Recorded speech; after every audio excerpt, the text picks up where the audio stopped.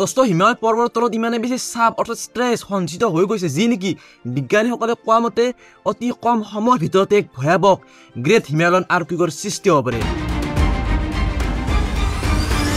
তো কি এই গ্ৰেট আৰ্থকুইক গ্ৰেট হিমালয়ান আৰ্থকুইক কি কেনেকৈ ঘটে বা কেনেকৈ সৃষ্টি হয় আমি গোটেই কথা ভিডিঅ'টোত ক'বলৈ চেষ্টা কৰিম ব'লক আমি ভিডিঅ'টো আৰম্ভ কৰোঁ। হিষ্টৰী চেক কৰি আমি চাবলৈ যাওঁ যদি প্ৰথম ভূমিকম্প হৈছিল 1897 চনৰ ভূমিকম্প য'ত গুৱাহাটীৰ পৰা শ্বিলঙলৈ ভীষণ ভূমিকম্প হৈছিল।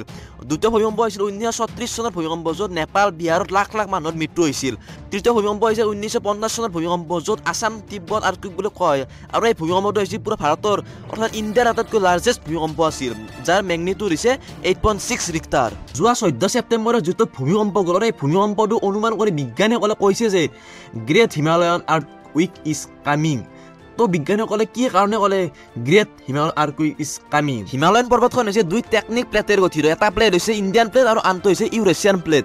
তো প্ৰতি বছৰে ইণ্ডিয়ান প্লেটে ইউৰেছিয়ান প্লেটক 2 পৰা 5 চেণ্টিমিটাৰলৈকে ধাক্কা মাৰে আৰু ধাক্কা মাৰা বা দুয়োখন প্লেটৰ মাজত যিখিনি সংঘৰ্ষৰ ফলত যিখিনি চাপৰ সৃষ্টি হয় ষ্ট্ৰেছৰ যোনখিনি মানে ধাক্কা মাৰাৰ ফলত যোনখিনি ষ্ট্ৰেছৰ সৃষ্টি হয় না সেই ষ্ট্ৰেছখিনি মাটিৰ ভিতৰতে মানে সঞ্চিত হৈ থাকে।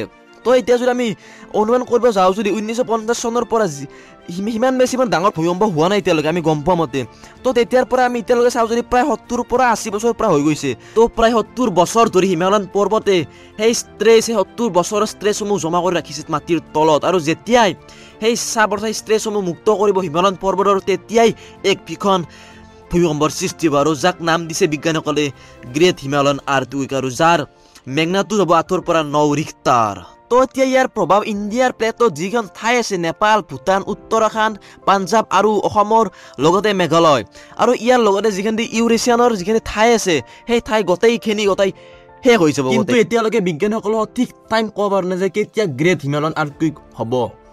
তো যেতিয়া হ'ব কিন্তু পুৰা চাৰ খাৰ হৈ যাব গোটেই অসম গোটেই লাখ লাখ মানুহ গোটেই মৰিব।